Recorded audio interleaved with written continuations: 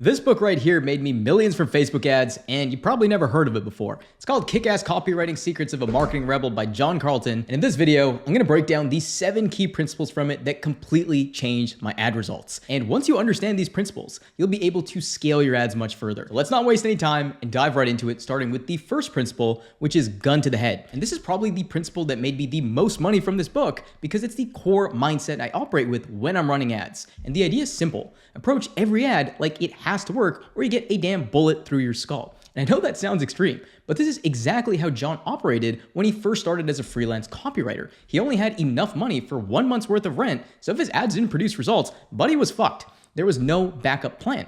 And because of that, he produced his best work because the stakes were high. There was no room for fluff or sloppiness in his ads. Like every word had to earn its place. And adopting this mindset for me was massive because when I first started my agency, I was working part-time, living with my parents, and I had limited budget to spend on ads every single month. So I had to be extremely efficient with my money because I didn't want to just burn it, right? So I asked myself, if I had to make these ads work like I had to, what would I do? First, I'd create an offer that my market would feel stupid saying no to. So since I ran an agency, I built an offer for business owners that guaranteed results with no upfront fees to get started. I thought there was no way in hell, at least some business owners wouldn't say yes to that offer. Then I focused on communicating that offer as clearly as possible with zero fluff. And when I did that, my results completely changed. My ads started working, and within 12 months, I was doing over 6 figures a month in revenue because that mindset forced me to focus on what actually mattered and bring my best work to the table. So as an advertiser, I recommend adopting the gun to the head mindset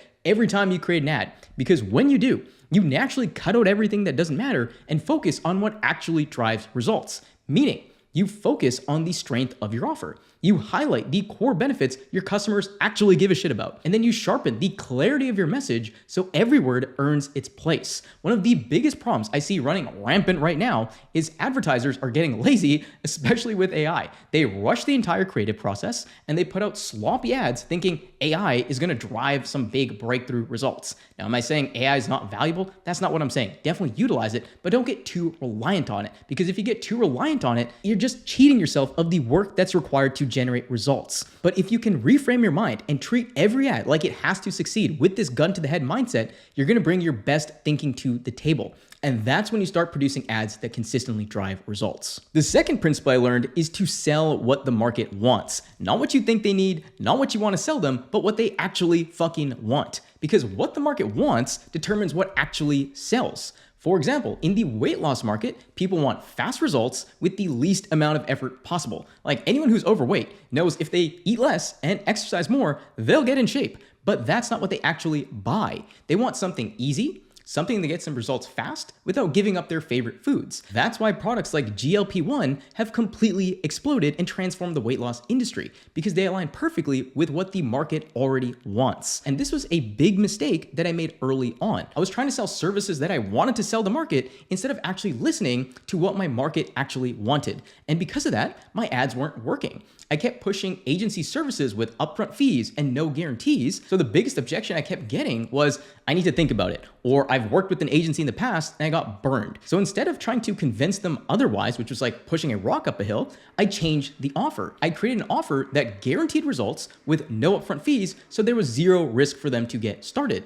And once I made that shift, I got more freaking leads and clients than I could handle for my ads because I was finally selling what the market actually wanted. And then once trust was built with my customers, I introduced the higher ticket reoccurring offers that I originally wanted to sell. It's like the age-old marketing saying goes, sell them what they want, give them what they need. So when creating ads or offers, stop asking, what do I want to sell? That is the wrong question. Start asking, what does my market actually want? And if you try to guess or educate them into something, they'll resist. You don't want to do that. Instead, look at what's already selling in your market, study your top competitors' offers, or talk directly to your customers, and then align your offer with what they already want and deliver it in a unique way. Because the closer you can get to that, the easier everything else becomes. The third principle is to appeal to selfish desire, because people don't like being sold, but they do like being seduced. And the way you seduce someone into buying your product is by appealing to what they already want. And there's a passage from this book that summarizes this really well, where John basically says, if you try to sell someone something, they'll resist. But if you grab their attention,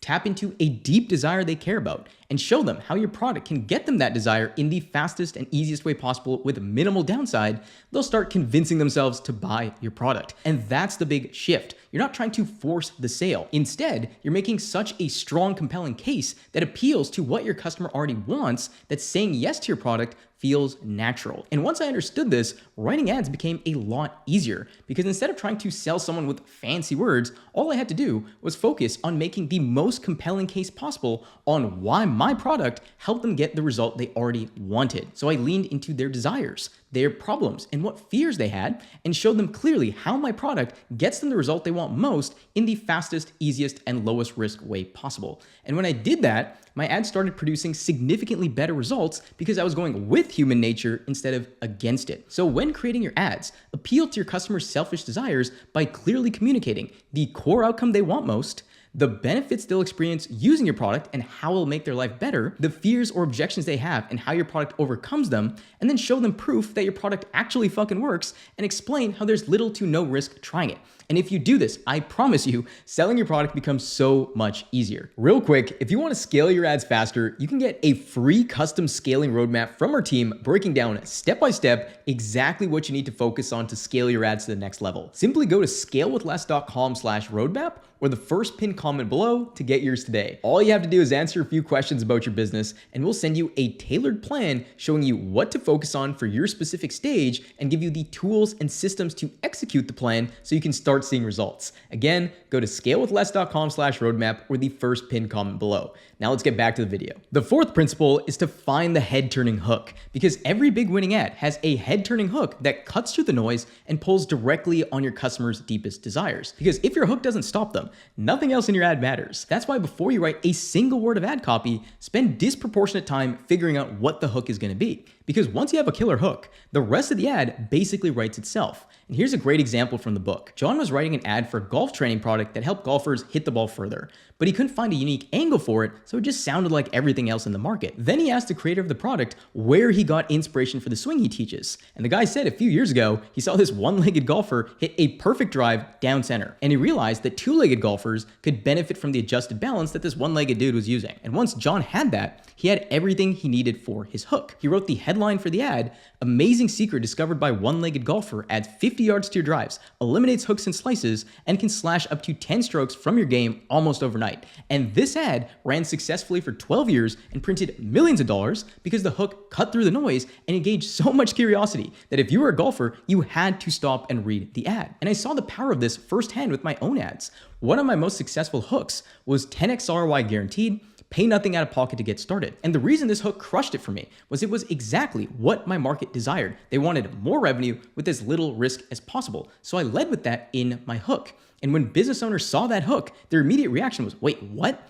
And they were hooked into the ad. Now, one thing to keep in mind is if you have a bold hook that creates skepticism, you need proof to back it up because otherwise people are gonna be like, no way, this sounds way too fucking good to be true. That's why in my ad, I made sure to include strong case studies and proof so people knew I wasn't bullshitting. But that 10x hook is what did a lot of the heavy lifting to get people in the door because it engaged so much curiosity. So when scripting your ads, spend disproportionate time on the hook. Don't rush it. And here's how I recommend you do that. Spend 15 to 30 minutes priming your brain with winning hooks before you start writing ads. So review your past winning ads, study top ads from your competitors, and look at great ads from other industries. And this isn't random, it's intentional. You're feeding your brain with patterns and hooks that have worked. And once you do that, then start writing and brainstorming hooks that would make your target customer stop and think, wait, what? I have to know what's going on there. You want a hook that hits a deep desire and creates so much curiosity that they can't ignore it. Because if you nail the hook, you nail the ad. The fifth principle is to capture your reader's imagination. Because John says at its core, great copywriting comes down to one thing,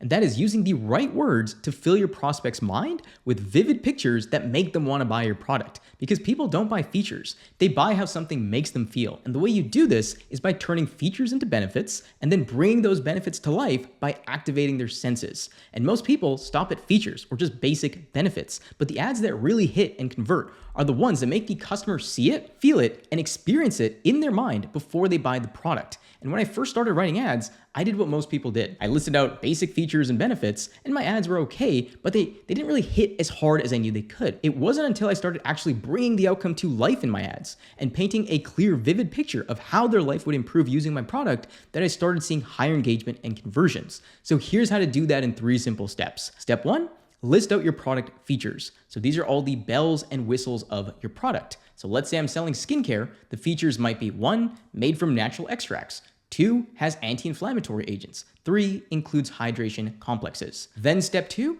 turn those features into benefits. And this is what people actually care about. They care about how those features make their lives better. So for example, natural extracts equals smoother skin. Anti-inflammatory agents equals reduced inflammation. Hydration complexes equals hydrated, healthy skin. Then step 3 is make your benefits tickle their senses. So take those same benefits and bring them to life. And there's 5 major senses we all have in humans. And that is sight, sound, smell, touch, and taste. And the more of these senses you trigger, the harder your ads are gonna hit. For example, let's take the benefit of smoother skin and bring it to life across the 5 senses. Here's what that looks like. Sight.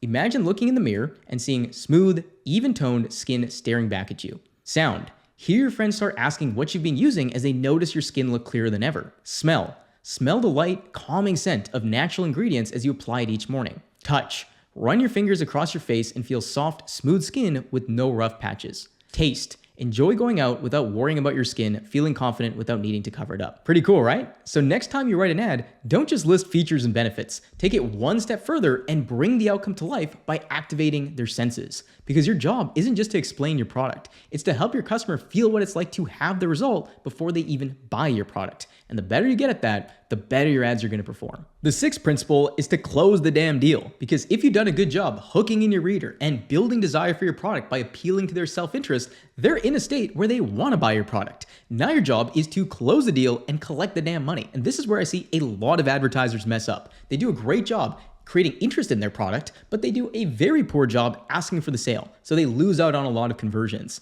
Now, when someone doesn't buy, it usually comes down to 3 things. Number 1, they feel there's too much risk. Number 2, they don't have a compelling reason to act now. Or number 3, they're unclear on what to do next. So your job at the end of the ad is simple. It is to remove those barriers and make the next step feel safe, obvious, and urgent. And this completely changed how I wrote ads and landing pages, because instead of just saying, click the link below to buy now, I started treating the close as its own section of the ad. So I'd remove risk with the guarantee. I'd create urgency and scarcity to get them to act now. And then I'd clearly walk them through what I wanted them to do next. And when I started doing this, my conversion rates increased significantly because I made it easier and more compelling for someone to take action. So when writing the close of your ads and landing pages, include these 3 triggers.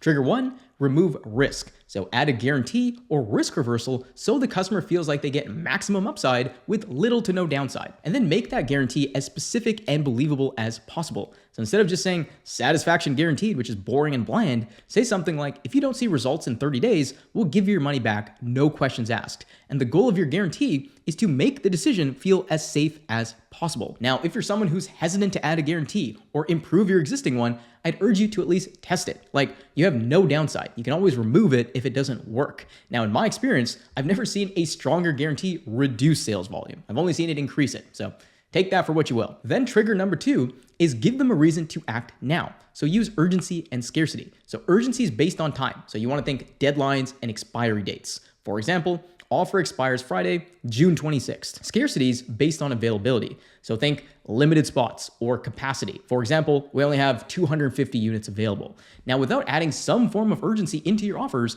people will delay taking action. That's natural human behavior, and that is going to reduce your overall conversions. So one ninja hack that I recommend you do is start cycling urgency into your offers. And the way you do this is by introducing new bonuses or deadlines each week or each month to keep the urgency alive without you having to change your core offer. And finally, trigger number 3 is tell them exactly what to do next.